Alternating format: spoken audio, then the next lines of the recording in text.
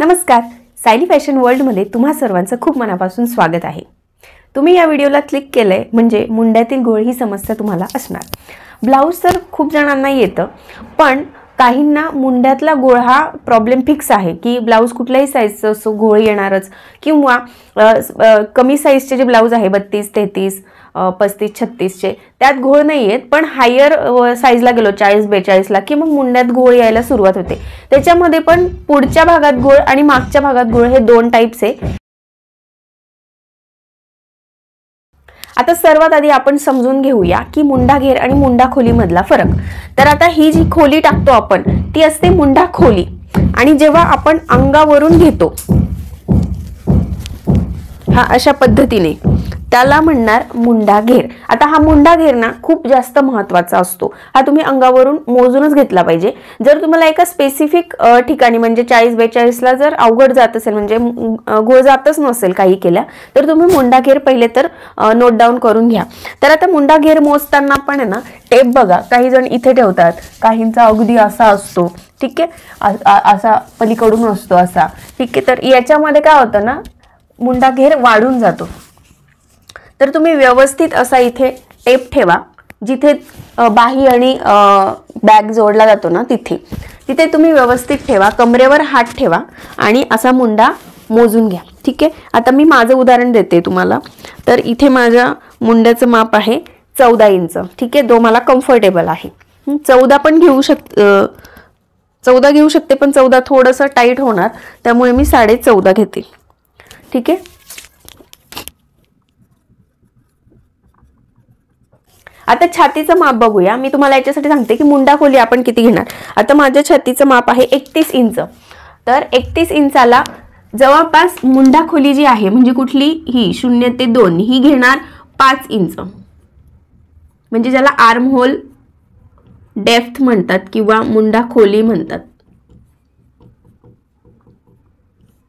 ठीक आहे। 5 घेणार, काही जण 5.25 घेतात, काही जण 5.5 पण घेतात, ठीक आहे, जी पण तुम्ही घेत असाल ती, ठीक आहे। तर आपण जेव्हा हा मुंड्याचा आकार देतो दोन्ही साईडला, तेव्हा आपण हे मोजून घेतलं पाहिजे की इथे किती येत आहे, ठीक आहे। आता समजा हे कटोरीचं ब्लाउज आहे, आता माझा पूर्ण टोटल मुंडा घेर किती आहे 14.5, तर इथे फ्रंटला 7.25 आणि बॅकला 7.25 असं आपण मोजणार, बरोबर आहे। कुठल्याही परिस्थितीत तुम्ही छातीचं माप वाढवायचं नाही।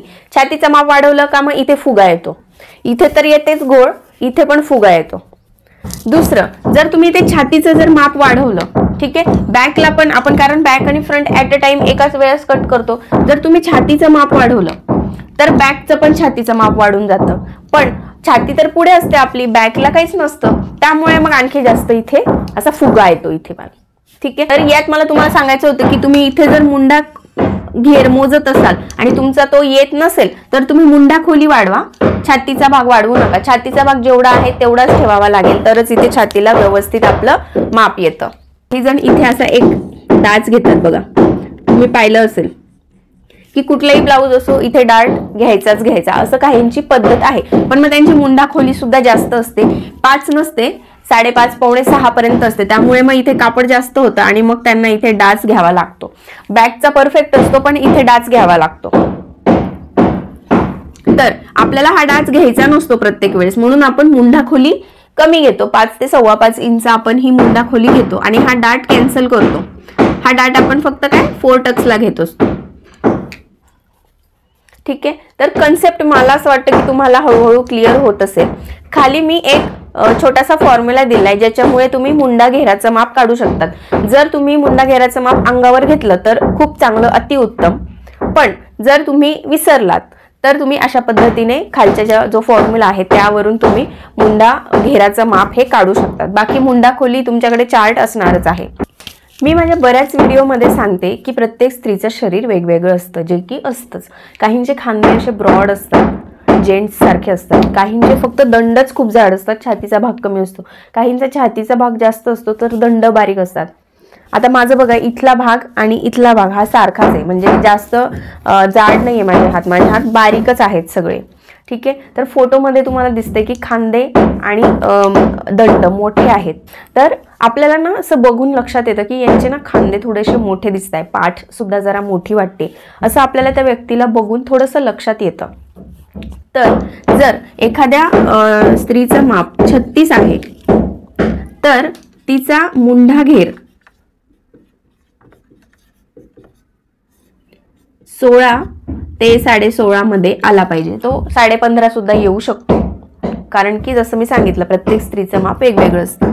तर या जर रेंजमध्ये असेल तर इथे तुम्ही 5.5 पावणे 6 मुंढा खोली जेव्हा टाकली की तुम्हाला हा मुंढाघेर जवळपास मिळून जातो. पण काहींचं कसं असतं ना, मुंढाघेर 17 सुद्धा असू शकतो, छाती 36च आहे पण 17 17.5 असू शकतो. यावेळेस काय होतं ना, आपल्याला इथे हा मुंढाघेर मिळतच नाही, त्यामुळे तुम्ही मुंढा खोली तुम्हाला जास्त घ्यावी लागते. मग मुंढा खोली जास्त घेतली तर मग बॅकला तुम्हाला घोळ यायचे चान्सेस असतात. कारण काय होतं की मुंढा खोली जास्त घेतली, आता समजा 17 आहे मुंढा घेर, तर 17 म्हणजे निम्मे निम्मे किती आला पाहिजे, 8.5 8.5. फ्रंटला 8.5 बॅकला 8.5. तुम्ही फ्रंट आणि बॅक 8.5 घेतला, ठीक आहे. पण काय होतं ना की जसं मी सांगितलं की पुढचा फक्त फ्रंटचा मुंडा हा अर्धा ते पाऊण इंचानी कमी असतो, तो 1 इंचापर्यंत सुद्धा असू शकतो. तर जर तुम्ही ते 8.5 घेतलं तर इथे एक्स्ट्राचं कापड येतं आणि इथे बरोबर येतं. किंवा इथे जर एक्स्ट्राचं कापड आलं तर मागे घोळ येतो आणि इथे सुद्धा घोळ येतो, परत इथे पण फुगा येतो. हे कोणाच्या बाबतीत होतं, अशी शरीरयष्टी ज्यांची असते ना त्यांचं होतं. याला काय म्हणणार, अनइवन बॉडी आहे यांची. अनइवन म्हणजे कसं की काहींची उंची खूप असते, खांदे ब्रॉड असतात, कंबर छोटी असते, किंवा काहींची छाती नसते, छातीचा गोलाकार नसतो पण पाठ मोठी असते. त्यामुळे काय करणार की आपण जेव्हा असं छातीचं माप घेतलं की ते येतं 40-42 पर्यंत, पण छातीचा गोलाकार तेवढा नसतो. ठीक आहे, मला आशा आहे की मी काय बोलते ना ते तुम्हाला लक्षात येतं. तर हे ऑब्झर्वेशन तुम्हाला करायचंय. पण जेव्हा छाती आणि मुंडाघेर यांचा मेळ बसत नाही ना, तेव्हा थोडंसं आपल्याला सतर्क होऊन ब्लाऊजची कटिंग करावी लागते. तर जर तुम्हाला हे व्हिडिओ आवडलं असेल तर व्हिडिओला नक्की लाईक करा आणि चॅनलला सबस्क्राईब करा असेच व्हिडिओ पाहण्यासाठी. चला तर भेटूया पुढच्या व्हिडिओमध्ये.